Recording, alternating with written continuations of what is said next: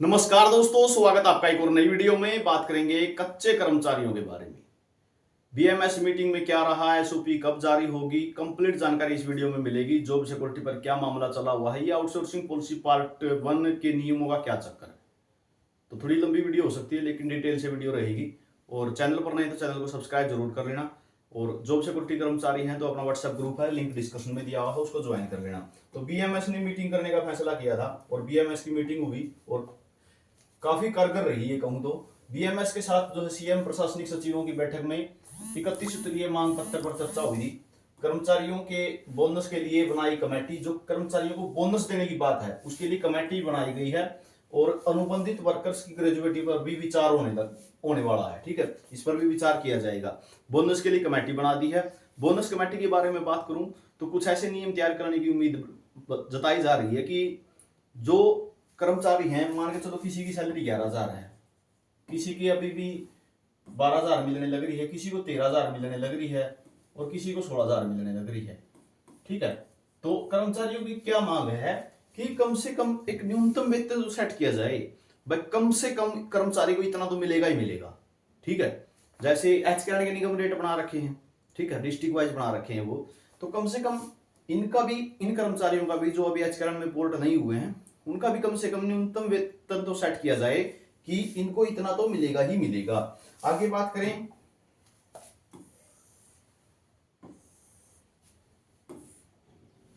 इन मुद्दों पर भी जल्द मिलेगी राहत। कौन कौन से मुद्दों पर राहत मिलेगी? एक तो सभी कर्मचारी जो हैं, ग्रामीण ट्यूबवेल ऑपरेटर को उनका बकाया वेतन का भुगतान मिलेगा।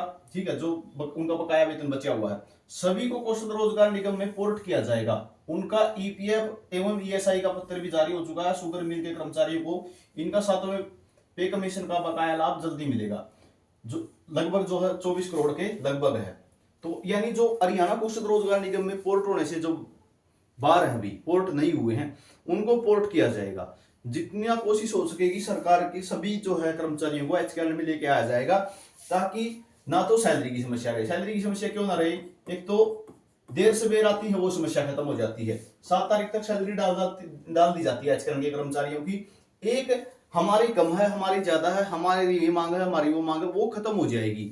मेडिकल की सुविधा हो जाएगी साथ में। और खेतड़ और यमुनानगर के कर्मचारियों की हड़ताल के दौरान हटाए गए सभी कर्मचारियों को जल्द ज्वाइन करा दिया जाएगा। भाई ये मामला भी क्लियर हो चुका है। तो अधिकारियों की जो है बीएमएस के साथ मीटिंग हुई थी, उस मीटिंग में एक जो बड़ी खबर निकल के क्या आई है इसके बारे में बात करूं तो 12 मार्च तक तैयार हो जाएंगे सेवा नियम। विधानसभा के बजट सत्र में एक्ट लाकर पक्का करेगी सरकार, यानी एसओपी बहुत जल्द 12 मार्च के तुरंत बाद ही एसओपी जारी होने वाली है। और जो जॉब सिक्योरिटी की मांग की जा रही है ना बार बार, ठीक है, कि जॉब सिक्योरिटी नहीं दी जा रही, जॉब सिक्योरिटी नहीं दी जा रही, वो भी क्लियर हो जाएगी। एक बात कहूं कि एचकेआर के जो कर्मचारी हैं पोर्टेड हैं। ठीक है, एचकेआर में तो कर्मचारी पोर्टेड हैं, लेकिन बहुत सारे कर्मचारी ऐसे आउटसोर्सिंग पॉलिसी पार्ट 1 में जो जॉब सिक्योरिटी में नहीं आ रही थी। ठीक है, क्यों? जॉब सिक्योरिटी का जो ऑर्डिनेंस तैयार किया गया था उसके कारण अधिकारियों ने ये बोला कि जो आउटसोर्सिंग पॉलिसी पार्ट 1 का जिक्र है वो तो इसके अंदर है ही नहीं। तो जिक्र ना होने के कारण उनके लिए अब ये नियम तैयार हो रहे हैं और उसके बाद जल्द ही जो है ये सिस्टम लागू हो जाएगा। ठीक है, प्रशासनिक अधिकारियों ने भरोसा दिलाया कि 12 मार्च तक सेवा नियम बना दिए जाएंगे और जिन्हें विधानसभा के बजट सत्र में पास कराते हुए कर्मचारियों पर लागू कर दिया जाएगा। यानी एसओपी का जो मामला है, तो आप बार बार पूछते हैं कि एसओपी कब जारी होगी।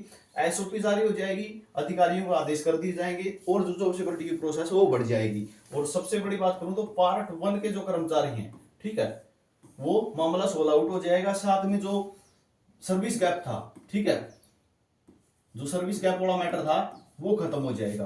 था सिस्टम क्या? सर्विस गैप की वजह से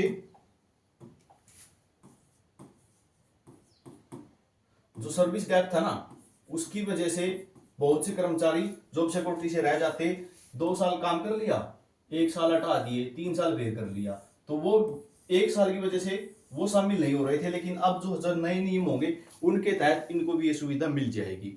सबसे बड़ी संख्या में यहां से हजारों कर्मचारी निकल के आएंगे जो जॉब सिक्योरिटी के दायरे में आ जाएंगे। और जो कर्मचारी हैं, चाहे ग्रामीण सफाई कर्मचारी की बात हो, ठीक है, यानी जो 31 सूत्रीय जो मांग रखी थी, ठीक है, 31 सूत्रीय जो मांग बीएमएस ने रखी है, ठीक है, भारतीय मजदूर संघ ने रखी है, उन पर विचार करते हुए हरियाणा सरकार भी यही चाहती है कि जितने कर्मचारी हो सके उनको एचकेआरएन में पोर्ट कर दिया जाए, ठीक है। इसीलिए स्पेशल एचकेआरएन के पोर्टल के लिए भी आदेश किए जाएंगे कि पोर्टल खोल दिया जाए और जितना सभी डिपार्टमेंटों को आदेश दे दिए जाएंगे कि आपके पास जो भी कर्मचारी है उनको एचकेआरएन में पोर्ट कर दिया जाए। होगा क्या, एक तो सैलरी का सिस्टम सुधर जाएगा, ठीक है, सारा कर्मचारियों का डाटा ऑनलाइन हो जाएगा, सैलरी स्लिप वहीं से डाउनलोड कर सकते हैं, टाइम पे सैलरी मिलनी शुरू हो जाएंगी। और बोनस के बारे में और सेम सैलरी करने के बारे में, यानी अगर एचकेआरएन में पोर्ट हो गई तो सैलरी वाला जो स्ट्रक्चर है वो अपने आप सुधर जाएगा। जो ये गैप है ना, किसी की 11,000 मिल रही है, किसी को 16,000 मिल रही है, ठीक है, काम लगभग सेम है, तो वो गैप सब ठीक हो जाएंगे सभी के। तो इस कारण से भी एचकेआरएन पर जो है बढ़ावा दिया जाने लग रहा है। साथ में बोनस पर जो है विचार कर चुकी है कमेटी, ये भी जल्द जो है सिस्टम तैयार हो जाएगा। एसओपी मुख्य मुद्दा था कि एसओपी कब जारी होगी, तो 12 मार्च के तुरंत बाद जो है नियम तैयार होकर एसओपी जारी कर दी जाएगी ताकि आपको जॉब सिक्योरिटी देने का काम किया जा सके।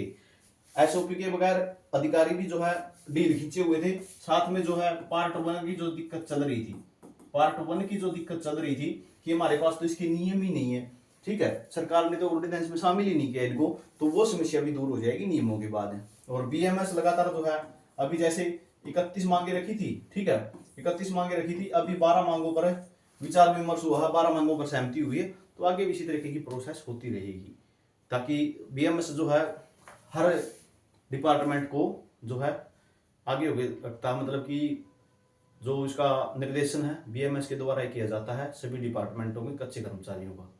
तो इसी तरीके से मांग रखी जाती है, जैसे ट्यूबवेल ऑपरेटरों को आप जो है बकाया वेतन भी मिल जाएगा और साथ में जो है एचकेआरएन में शामिल करने के लिए भी मांगी गई है। तो ये जानकारी आपके लिए रहेगी, हर अपडेट मिलती रहेगी। कच्चे कर्मचारियों से जुड़ी हर रोज अगर आपको जानकारी चाहिए तो चैनल को सब्सक्राइब कर लेना।